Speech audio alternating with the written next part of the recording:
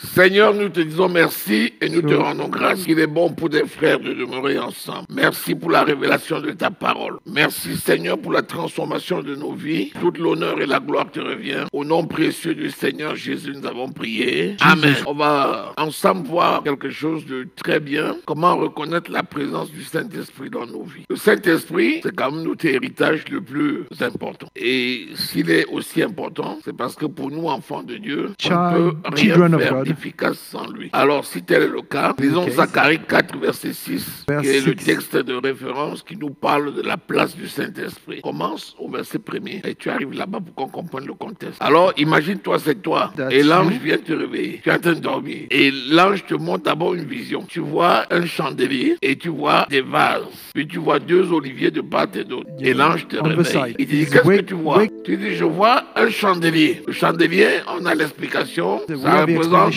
les 7 églises. Donc, c'est l'ensemble du corps de Christ. À côté de ça, tu as deux oliviers. Que représente l'olive? L'olivier produit les olives. Et l'olive produit l'huile. Et les deux, et l'huile qui est produite est recueillie par les vases et va alimenter le chandelier. Et il te dit, ce n'est ni par la force, ni par la puissance, et c'est pas mon esprit. En d'autres termes, l'Église ne peut absolument rien faire sans le Saint-Esprit. Donc, le Saint-Esprit est important, très important. S'il y a une chose que tout enfant de Dieu doit donner comme étant la priorité absolue, c'est connaître la personne du Saint-Esprit. Le meilleur objectif que quelqu'un puisse se fixer tous les jours de ta vie, c'est connaître le Saint-Esprit. Plus tu le connais, plus Dieu va t'utiliser pour réaliser des choses extraordinaires. Regarde l'image. Le chandelier est surmonté de lampes. Lampe, c'est la lumière du monde. Nous sommes la lumière du monde.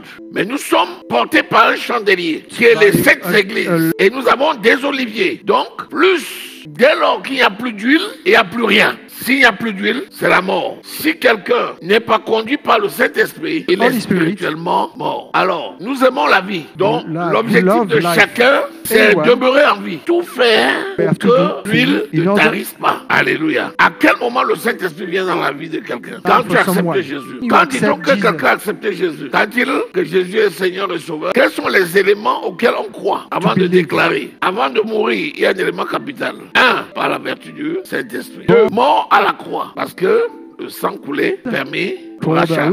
3, enseveli, il est ressuscité dans l'esprit.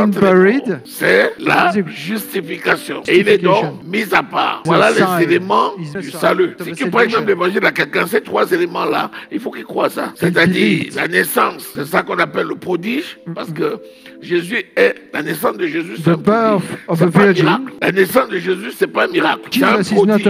Le miracle, c'est quoi? C'est quand on peut faire fonctionner quelque chose qui ne fonctionnait pas. Par exemple, quelqu'un qui est là et tu pries pour lui, il ressuscite.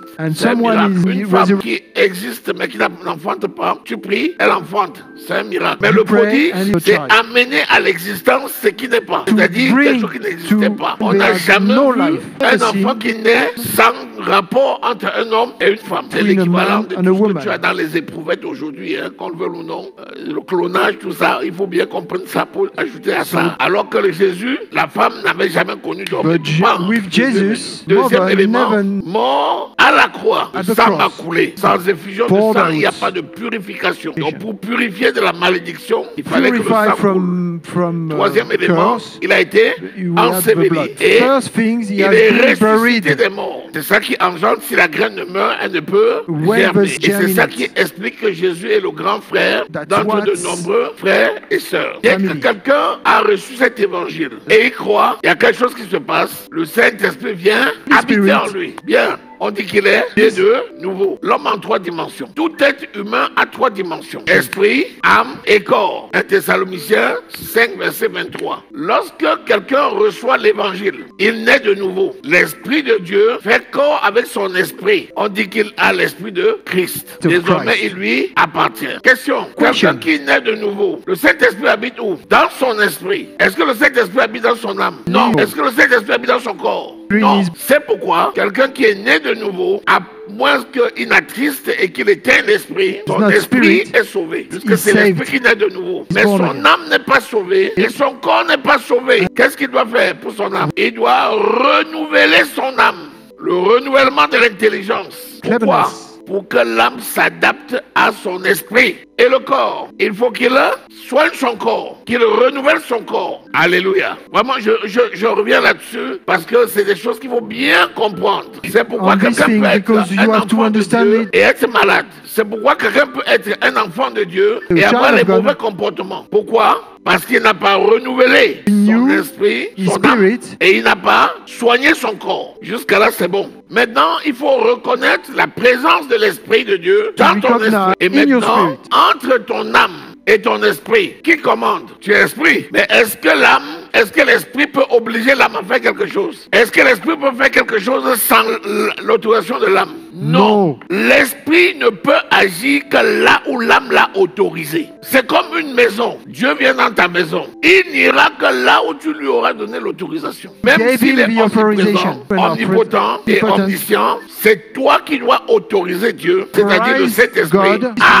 influencer chacun des compartiments de ton être. Alléluia. Le Saint-Esprit n'oblige personne. Et ton esprit né de nouveau doit suggérer à l'âme ce qui est bon. Et c'est ton âme, centre des émotions, centre de l'intelligence, centre de la mémoire, centre de la pensée, qui doit s'adapter pour choisir ce qui est conforme à la parole. Le Saint-Esprit ne révèle que la parole. Le travail du Saint-Esprit, c'est de te montrer toutes les facettes de la parole, c'est-à-dire la contrepartie de la parole écrite. Donc la parole révélée, la parole vivante, la parole tranchante, la parole pénétrante. Le Saint-Esprit est là pour te révéler l'autre facette de la parole écrite. Lorsque ton âme l'autorise, tu vas avoir la révélation que te donne l'Esprit. Tu vas l'adopter. Et c'est l'adoption seule qui va permettre maintenant à l'onction. L'onction habite où? L'onction habite l'esprit. C'est l'onction du Saint-Esprit. Ça habite